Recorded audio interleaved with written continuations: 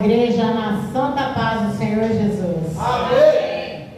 Amados, é uma imensa alegria estar mais uma vez aqui nessa casa bendita, aonde eu sou amada, respeitada e a recíproca é igual com vocês, meus amados.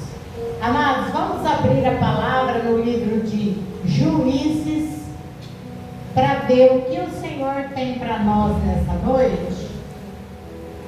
Glória a Deus, amado. Glória a Deus.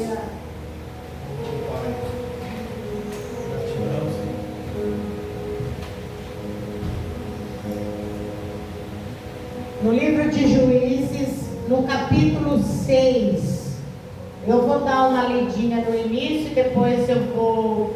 Aí nós vamos vendo o que dá para fazer, porque é meio grande, mas nós não vamos ler tudo, né? Depois a gente dá uma pincelada.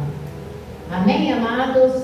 No livro de Juízes, no capítulo 6, a opressão midianita.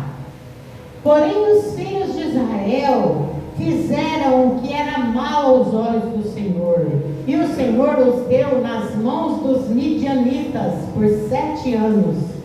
E prevalecendo a mão dos midianitas sobre Israel, fizeram os filhos de Israel para si, por causa dos midianitas, as covas que estão nos montes, as cavernas e as fortificações. Porque sucedia que, semeando Israel, os midianitas, os amalequitas, também os do Oriente contra eles subiam, e punham-se contra ele em campo, e destruíam os frutos da terra, até chegarem a Gaza.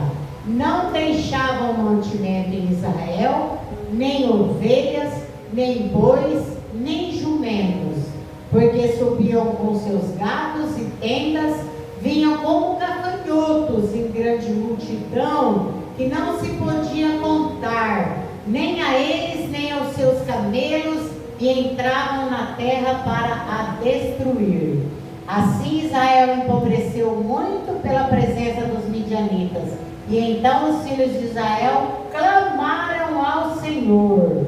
E sucedeu que, clamando os filhos de Israel ao Senhor por causa dos midianitas, enviou o Senhor um profeta aos filhos de Israel, que lhes disse: assim diz o Senhor Deus de Israel: do Egito eu vos fiz subir, e vos tirei da casa da servidão, e vos livrei da mão dos egípcios, e da mão de todos quantos vos oprimiam. Eu os expulsei diante de vós, e a vós dei a sua terra. E vos disse: eu, o Senhor vosso Deus, não temais aos deuses dos amorreus, em cuja terra habitais, mas não destes ouvidos à minha voz. Amados, podem se sentar, por favor? Eu vou continuar depois, lendo mais um pouquinho. Então, amados, eu já gostaria de começar falando que os filhos de Israel, quando fizeram o que era mal aos olhos do Senhor, e o Senhor os deu nas mãos dos midianitas por 7 anos. Aleluia. Eu vou tentar tirar um pouquinho aqui, amado. O vento não vem no microfone. Aleluia. Então está dizendo que quando eles fizeram mal aos olhos do Senhor, o Senhor deu eles nas mãos dos midianitas. E cada vez que eles pisavam na bola, como diz a nossa linguagem, eles caíam na mão dos midianitas, dos amalequitas, dos babilônicos, dos filisteus, né? Mas aí, amados, logo em seguida nós vemos que o Senhor manda um antídoto. Sempre que nós estamos doentes, nós procuramos o médico, né? Sempre que os filhos de Deus estão em apuros, eles procuram o Senhor. E aí eles clamaram ao Senhor. Deus! Quando eles clamam ao Senhor, o Senhor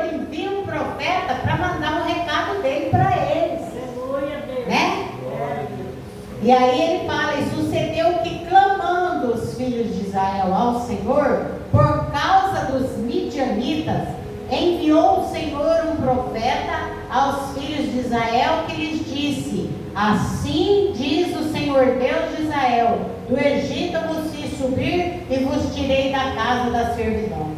Eita glória! Aleluia, Deus. Aleluia. E aí, amados, vem outra coisa intrigante. Entra um cara na história, um cara medroso, meio covarde, meio estranho, porque uma pessoa que tem 70 filhos, né? Uma pessoa que tem 70 filhos não tem muito juízo na cabeça, não é? Meu Deus. Porque hoje em dia as pessoas falam assim, ó, que pobre para arrumar filho e cachorro é daqui para ali, né? Não tem responsabilidade, mas para que arrumar tanto filho e depois fica aí querendo mendigar, querendo jogar a culpa no governo, querendo jogar a culpa nas pessoas e querendo ajuda, e às vezes o outro não tem como ajudar. Porque muitas das vezes o coração da gente arde querendo ajudar, mas nem sempre a gente tem, né? Mas não foi o caso dele, ele não estava pedindo nada, mas ele arrumou logo 70 filhos, com um monte de mulher. E depois lá no finalzinho nós vamos ver que além desses 70, ele arrumou mais um por fora, com uma concubina de Siquém, né? O cara não teve miséria para arrumar filho e problema, né? Mas aí prova que o Senhor não está procurando, amado, super-herói, super-heroína. Quando você vê uma pessoa pregando e você saber que às vezes ele tem um defeito, glória a Deus, ele está no caminho certo. Porque o Senhor não tem ninguém perfeito aqui na terra, não. O único perfeito foi o Filho de Deus. Então é nós mesmos que somos usados na mão do Senhor, cheios de falhas, cheios de fraqueza. Um dia a gente chora, outro dia a gente dá risada, outro dia a gente chora de novo, um dia a gente está sangrando, né? Então, e não era diferente com Gideão. Gideão era um cara medroso. O que ele fez? Para escapar desses inimigos, ele foi malhar o trigo no lagar. E no lagar não era lugar de malhar trigo, era lugar de pisar uva, um lugar fundo, um lugar sem vento, um lugar desconfortável. Mas ele precisava para salvar alguma coisa para sua família. E aliás, que família grande, né? Né, irmão Leandro? 70 filhos, você está com 2, você está reclamando, né? Rapaz amado, meu Deus amado. Aí, amados, o Senhor tinha ouvido o clamor deles lá atrás, lembra? Eles clamaram. Quando clama, o Senhor atende. Olha que coisa gloriosa. Mesmo o Senhor estando bravo com eles, mas já havia 7 anos que eles estavam nas mãos dos midianitas. Aí um anjo fala com Gideão. Aí no versículo 11 vai dizer: então o anjo do Senhor veio e assentou-se debaixo do carvalho que está em Ofra, que pertencia a Joás o Abisrita, eu acho que é assim. E Gideão, seu filho, estava malhando trigo no lagar para salvar dos midianitas. Então o anjo do Senhor apareceu e disse: o Senhor é contigo, homem valoroso. Mas Gideão lhe respondeu: ai, Senhor meu, se o Senhor é conosco, por que tudo isso nos sobreveio? E que é feito de todas as suas maravilhas que nossos pais nos contaram, dizendo: não nos fez o Senhor subir do Egito? Porém agora o Senhor nos desamparou e nos deu nas mãos dos midianitas. Então o Senhor olhou para ele e disse: vai nesta tua força e livrarás a Israel das mãos dos midianitas. Porventura não te enviei eu? Eita glória, né? Depois a gente continua no 15. Amados, preste atenção na palavra, porque a tua revelação está aqui na palavra. Meu Deus! Eita, pai! Eu não conheço a tua vida, mas o Senhor Jesus conhece. E quando eu estou ministrando a palavra, o Senhor está falando comigo. Eu vou encher o meu tanquinho de gasolina azul. Trate de encher o teu também. E no final do culto nós estamos preparados para decolarmos de Jesus Airlines. Eita glória! Receba uma adrenalina do céu para você levar para a tua casa. Porque lá na nossa casa nós vamos levar a bênção e vai cair por terra todo levante. Que pensa no lugar que tem levante é na nossa casa, né, irmãos? Aquele um que não tiver problema, fala aí que nós vamos bater palma e vamos pedir a receita, né, irmãos? Então no 15 ele diz assim, ó, você viu, amados, não é errado você falar para o Senhor, ai Senhor, não estou pensando assim, assado. Se bem que ele sabe, mas não é errado. Errado é você ser mal criado por Deus. Mas você pode perguntar para Deus, Senhor, eu estou com medo. Senhor, nossa, o que pode acontecer comigo? Né? Lembra quando Ananias foi chamado para orar para Saulo? Que Saulo tinha caído do cavalo e socado o focinho no chão, porque ele estava perseguindo o povo de Deus, e ele caiu cego. E aí o Senhor revela para Ananias para ele orar por ele. Ele fala, ah Senhor, eu tenho medo desse cara, Senhor, né? Eu tenho ouvido falar muito mal dele. Eu vou ser mais um morrer na mão dele? Eu estou conjecturando, mas não foram essas palavras, mas mais ou menos assim, né? Então quer dizer, Deus não ficou bravo com Ananias. Deus falou tipo assim, não mais, filho. Ele está 3 dias sem comer e sem beber, orando. Agora orando para quem ele estava perseguindo. Às vezes, amados, nós vamos precisar passear de ambulância, vamos precisar dar uma voltinha na UTI, vamos precisar andar de peixe para a gente obedecer o Senhor. Né? Meu Deus! Jonas, quando estava na barriga do peixe, com a cabeça cheia de imundície, fedido, lascado, aí ele foi orar ao Senhor, né? E quando o peixe fez ele para fora, ele foi lá e fez meio de qualquer jeito a obra e foi para a montanha, né? Torcer para que o Senhor botasse fogo lá. Rapaz, o passeio no peixe de 3 dias e 3 noites ainda foi bem pouco para Jonas, né?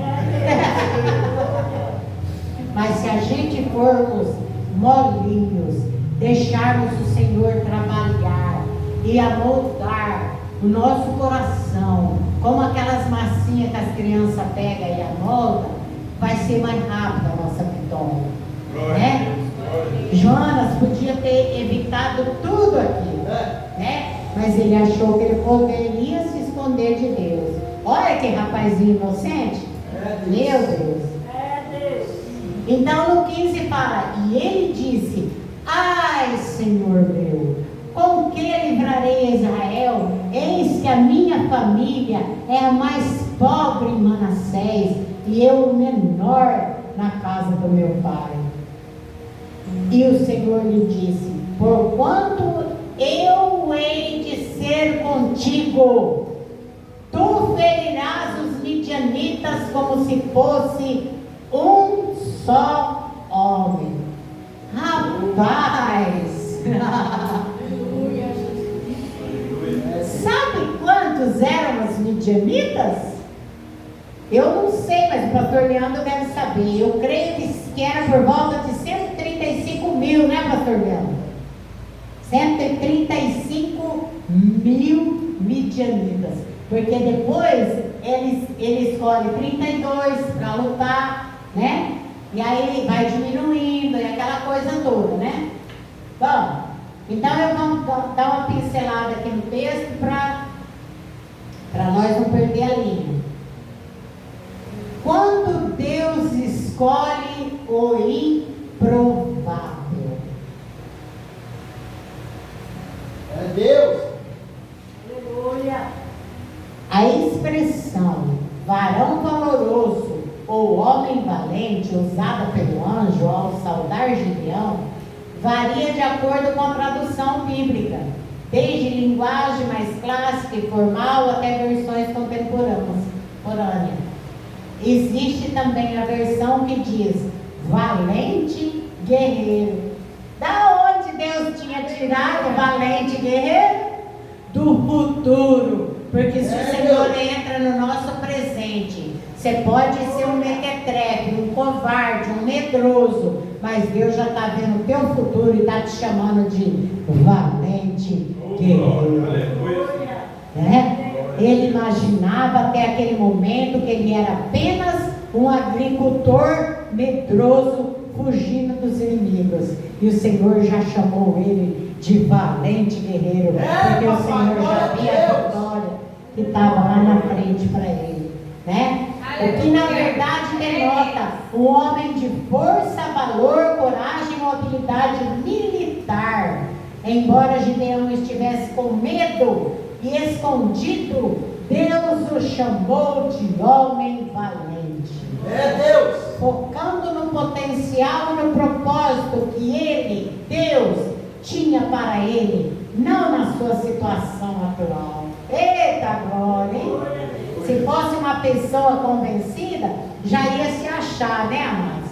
Porque tem pessoa que não pode brincar de esconde-esconde, porque se acha, né? E não foi no caso de Gideão. Ele já foi logo falando para o Senhor que ele era pequeno, que ele era o menor, que a tribo dele era menor, né? Nada como ser honesto diante do Senhor, né? Porque o Senhor que é o bam. Nós não somos nada mais, né? Eu estou cansado de ver, eu vou em lugares aí que o camarada está pregando, o diácono chega com um copo d'água, ele não tem coragem de falar muito obrigada para o diácono. Meus irmãos, nós temos que ser exemplo, né? Que custa eu falar muito obrigada, meu irmão? Eu não estou em transe, não, eu não sou espírita. Eu estou com a minha consciência no lugar. Se eu falar um obrigado, eu não vou perder a minha. Né? Então, Gideão era um homem humilde. Deus não chama os capacitados, Ele capacita os chamados. Um povo oprimido, um pouco do contexto, e um homem escondido. Israel faz o que é mal aos olhos do Senhor. As consequências: opressão severa dos midianitas.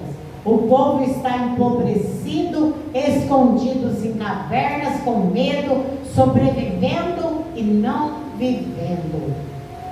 Antes de Deus levantar um libertador, Ele permite o povo sentir o peso da opressão para gerar clamor. Não é castigo, é apenas e sim chamado ao arrependimento. Quando o Senhor nos disciplina, não é castigo, Ele está chamando para o arrependimento. A improbabilidade de Gideão, o menor dos menores. Ah, Senhor meu, como livrarei Israel? Eis que a minha família é a mais pobre em Manassés e eu o menor da casa de meu pai. Gideão era da tribo errada, Manassés e não Judá. Da família mais pobre, o menor dentro da própria casa. Ele não se vê como herói, ele se apresenta por suas limitações e não por fé. Deus não pergunta de onde você vem, mas para onde Ele quer te levar. Se o Senhor quiser te levar mais além, você está preparado, Gideão? Fala aí, Gideão. Você pensava que você era agricultor, mas você é um valente guerreiro. Você vai vencer uma guerra. Você vai defender o teu povo e você vai ser juiz dessa nação. Eita, coisa gloriosa! Aquilo que te desqualifica aos olhos humanos, te qualifica no reino. A covardia de Gideão, trabalhando escondido. Gideão estava malhando trigo no lagar para o esconder dos midianitas, lugar errado para malhar trigo, atitude de medo, não de coragem. Gideão não é valente, ele está sobrevivendo. Mas Deus nos chama de valente antes dele agir como tal. O Senhor é contigo, homem valente. Não nos chama, não, Deus não chama você pelo que você é, mas pelo que Ele decidiu que você será. Amém, amor? Você consegue entender essa palavra? Eita glória! O céu chama valente quem a terra ainda chama de covarde. O processo de Deus quebrando ídolos antes da guerra, antes de vencer os midianitas, Gideão precisa derrubar o altar de Baal, cortar o poste do ídolo. Gideão ainda faz isso à noite com medo. Mas Deus aceita o processo. Deus não exige perfeição, Ele exige obediência, ainda que tremendo de medo. Então, amados, eu te deixo uma dica nesta noite. Você está com medo? Vai com medo mesmo. Vai com medo mesmo, que o Senhor é contigo. Quantas pessoas foram com medo e tiveram a vitória? E até aqueles que não tiveram e foram mortos por causa do nome do Senhor, estão na glória, desfrutando das bênçãos, das maravilhas, das benfeitorias que o Senhor preparou para aqueles que Ele ama. Está com medo? Vai com medo mesmo. O Senhor é contigo. Antes de Deus mudar o exterior, Ele muda o interior.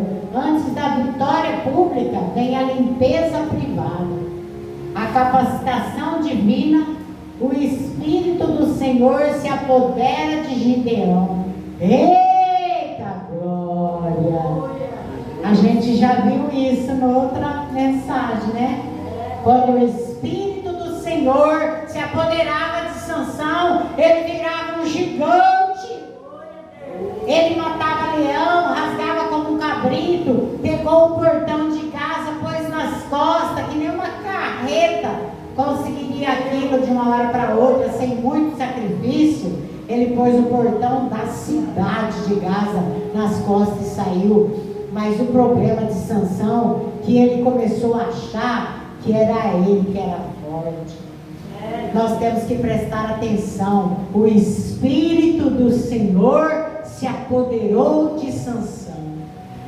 E aqui a palavra está dizendo que o Espírito do Senhor se apoderou de Gideão. Olha que coisa gloriosa, amados. Está preparado para que o Espírito do Senhor se apodere de você nessa noite? E o teu inimigo fica pequenininho e corra de você? O Senhor está te dizendo hoje que você é um varão valoroso, um homem guerreiro, uma mulher guerreira, porque Ele já está vendo a tua vitória lá na frente, amado. Glória a Deus. Glória a Jesus. Então o Espírito do Senhor revestiu Gideão. Agora não é mais sobre quem Gideão é. É sobre quem está sobre ele. A autoridade não vem do homem, vem do Espírito. Quando o Espírito de Deus te reveste, até o tímido se torna líder e o escondido se torna referência. Unção não muda só atitude, muda destino. A estratégia de Deus, menos é mais. O povo que está contigo é demais. Quando eu estou dando uma enxugada, amados, porque praticamente o livro inteiro quase contando essa história, né? Agora é a estratégia de Deus, menos é mais. O povo que está contigo é demais. Deus reduz um exército de 32 mil para 300. Por quê? Para que Israel não se glorie, para que fique claro, foi Deus. Amados, vocês lembram quantas metralhadoras tinham lá? Vocês lembram quantas granadas, mísseis, tinha isso lá, não? Vocês lembram as armas dele? Buzina, cântaro e tocha. Isso é arma para guerrear, amados? Quando o negócio é com Deus, amados, você não precisa se preocupar em comprar arma, porque quando o teu inimigo vier, a arma dele vai falhar. Tá? Quando o Espírito, não, Deus reduz o exército de 32 mil para 300, para que Israel não se glorie, para que fique claro que foi Deus.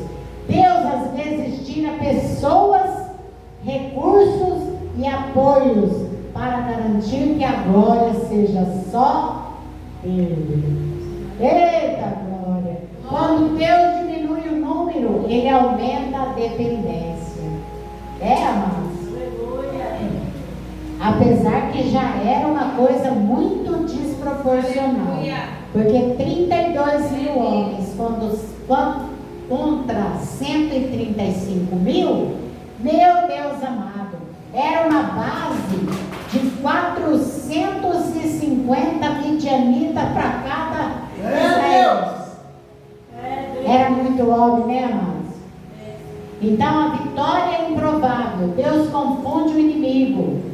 Trombetas, cântaros quebrados, tochas acesas e o inimigo se mata sozinho. A vitória não veio pela força, mas pela obediência à estratégia divina. Quando Deus entra na guerra, o inimigo se desorganiza sozinho. Conclusão: Gideão começou escondido, com medo, se sentindo incapaz. Terminou líder, instrumento de libertação, prova viva de que Deus usa improváveis. Deus ainda chama Gideões hoje. Deus ainda transforma covardes em valentes. Deus ainda vence batalhas com 300. Senhor, usa-me mesmo com medo. Eu aceito o teu chamado. Amém? Vamos ser honestos ao Senhor? Senhor, eu estou com medo sim, mas eu tenho vontade de ir. Senhor, a coragem é pouca, mas se o Senhor está comigo, né? Glória a Deus. Tem uma historinha que diz que uma formiguinha queria atravessar a ponte, e a ponte era cheia de gretas, e se ela caísse, ela ia cair na água, e na água ela não se dá bem. E aí ela ficou pensando como ela ia passar na ponte. E aí dali a pouco chega o amigo elefante, todo grandão, todo garboso e pisando macio. E ela falou para o elefante: você não deixa eu subir nas tuas costas para atravessarmos a ponte? Claro, minha amiga, sobe aí. E ela subiu nas costas dele e ficou toda metida. E depois que passou a ponte, ela desceu, olhou para a cara do elefante e disse para ele: nós fizemos a ponte tremer. Então, amados, nós somos a formiguinha, mas se nós estivermos com Jesus Cristo, que é grande, né? Nós vamos fazer a ponte tremer, nós vamos fazer até o inferno tremer. Né? Senhor, usa-me mesmo com medo. Eu aceito o teu chamado. Quando o pai de Gideão se põe na porta, porque aí o bicho pegou. De madrugada Gideão foi lá, sacrificou o boi, derrubou o postinho de Baal, e aí o bicho pegou. E ele continuava com medo. Não é porque o Senhor tinha chamado ele de guerreiro, de valente guerreiro, que ele estava com croz, não. Ele estava com medo, ele foi de madrugada para cortar o poste de Baal, para sacrificar o boi para o Senhor. Aí o povo se revoltou e foi para matar ele. E chegou lá para pegar Gideão, o pai dele pôs o pé na porta e falou: ninguém entra, aquele que entrar morre. Adivinha o que aconteceu? Deve ter sido Deus que se apoderou dele também. Aleluia. É? E ninguém teve coragem de enfrentar. Por quê? Porque quando Deus está na nossa vida, mas não adianta. Hoje a coisa está rústica, amanhã pode estar bem. Entendeu? Hoje a coisa está meio macabra, meio cinzenta. Amanhã o sol pode amanhecer de dentinho escovado, brilhando e sorrindo para você e para mim, meus amados. Depois que Gideão obedece a Deus e derruba o altar de Baal, a cidade inteira se levanta para matá-lo. A pressão vem pesada, coletiva, intimidadora. É o sistema se levantando contra quem rompe o pecado. E aí que acontece o inesperado. Joás, o pai de Gideão, que até então fazia parte daquele contexto idólatra, põe o pé na porta e diz: vocês não vão defender a Baal? Se ele é Deus, que ele mesmo se defenda. Quando Deus chama alguém, ele mesmo levanta defesas improváveis. Quando você menos espera alguém muito improvável, pula na tua bala. E o melhor, usado pelo Senhor. Glória a Deus. Aí ele fala: vocês vão defender Baal? Se ele é Deus, para que ele precisa de defesa? Quando Deus chama alguém, ele mesmo levanta defesas improváveis. Um pai, antes omisso, se torna porta-voz da verdade. Um altar cai e junto cai o medo dentro daquela casa. Aleluia! Joás expõe o ridículo do falso Deus e estabelece um limite. Daqui não passa. Meu filho não será tocado. Quando você obedece a Deus, ainda que gere confronto, o Senhor levanta vozes, autoridades e limites que você nem imagina. Quem tenta te parar, acaba tendo que engolir a própria incoerência. Quem é Deus? Quem é de Deus não precisa se defender sozinho. O céu põe o pé na porta. Joás fala como se fosse o próprio Deus dizendo: se Baal é Deus, que ele mesmo se defenda. O pai vira lugar de proteção, a casa vira lugar de proteção, o réu vira intocável. É como se Deus dissesse: Gideão, você obedeceu, agora quem fala sou eu. Era Deus defendendo Gideão, só que de luvas humanas. Eita, coisa linda! Quando Deus faz defesa, até quem estava calado se põe de pé na porta. Meu Deus!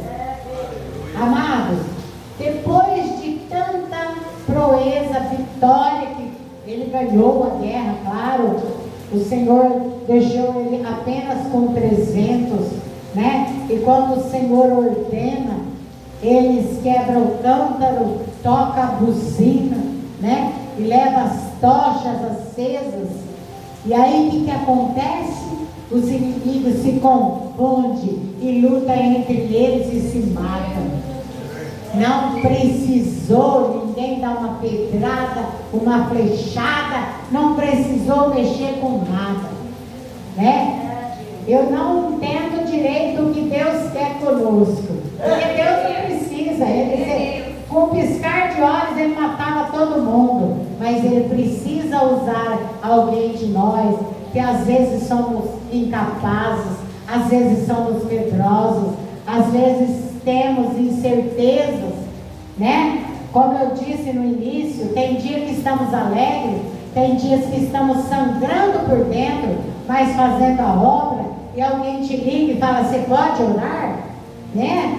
Eu conheço um camarada que um tempo atrás estava sangrando, e ele falou para mim no telefone, missionário, alguém chegou e eu vou orar. Aleluia! Alguém chegou aqui, missionário, eu vou orar. Senhor é contigo, valente guerreiro.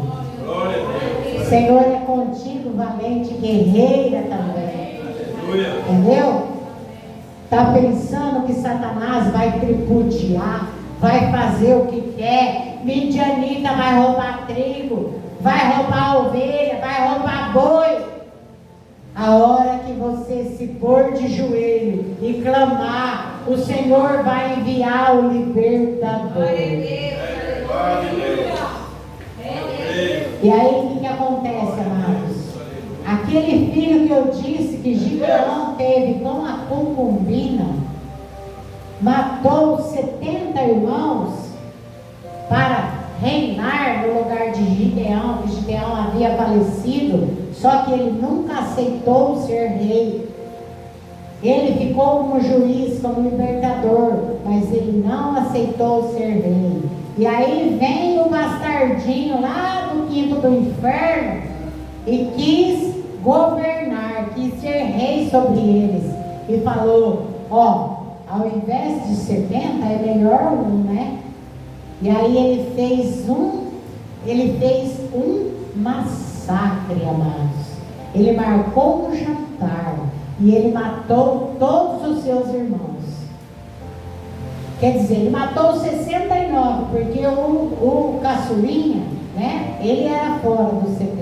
O caçulinha escapou, o tal de Jotão, e esse menino, ele conseguiu fugir e ele profetizou que esse cara, que esse Abimeleque, que era o improvável aí, o impostor, ele profetizou que ele ia morrer, a não ser que fosse a vontade do Senhor que aquilo acontecia, que se não fosse, Deus ia cobrar. Mas sabe quanto tempo ainda demorou, para Deus cobrar? 3 anos. Se fosse na nossa pressa, na nossa ansiedade, talvez a gente não iria crer mais que o Senhor ia fazer algo. E lá em Provérbios diz que quem faz uma cova cairá nela. E quem remove uma pedra, ela virá sobre ele. Ele matou todos os seus irmãos numa pedra. E com pedra. E aí o que acontece? Depois de 3 anos, a profecia do irmão se cumpre. E ele incendeia uma cidade, depois ele vai para outra e vira uma confusão medonha. E aí ele chega perto de uma torre, ele acha que ele vai incendiar aquela torre. E aí uma mulher pega uma pedra de moinho, e soca na cabeça dele, de lá de cima da torre. Olha Deus de novo. Como que uma mulher ia acertar a pedra logo no crânio do rapaz? Olha o Deus de Davi ali. Ela solta a pedra no crânio dele e afunda o crânio dele. E ele ainda fica vivo. E naquela época era uma vergonha para um homem ser morto por uma mulher.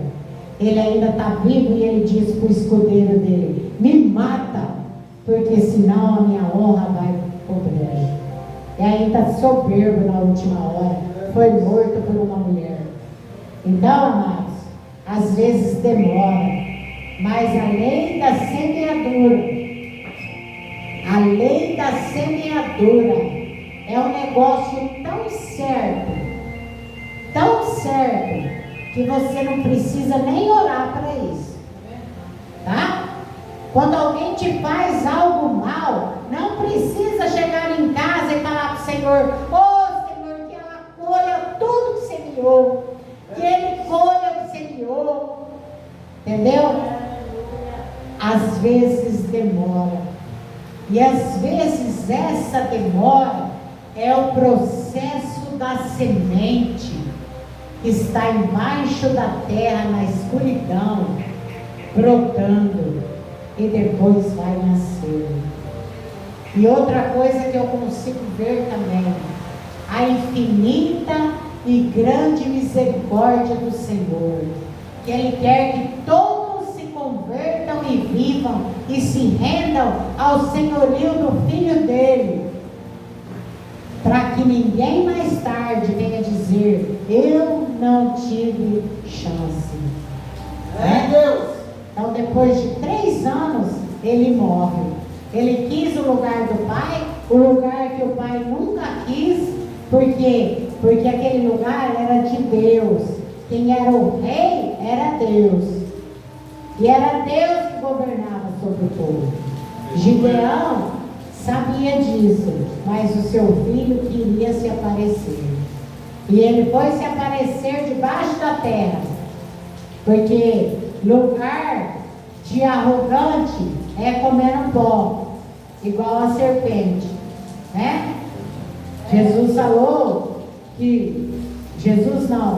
falou lá no Éden que o filho dele ia pisar na cabeça da serpente, né? Ela ia ferir o calcanhar, né? Dos homens, mas ela terminou comendo pó e vai continuar comendo pó. Não a cobra em si, né, amados, mas Satanás que se apoderou dela. E eu desejo nessa noite, amados, que você entregue na mão do Senhor. Eu fiz esse esboço dessa mensagem a semana passada, eu nem sabia que seria aqui que eu ia pregar, e hoje eu perguntando para o Senhor: cadê a palavra? Cadê a palavra? Falei para o meu marido, a Bíblia parece que está fechada, trancada. Aí eu fui descansar um pouquinho e o Senhor falou: a palavra está pronta, lembra? Gideão.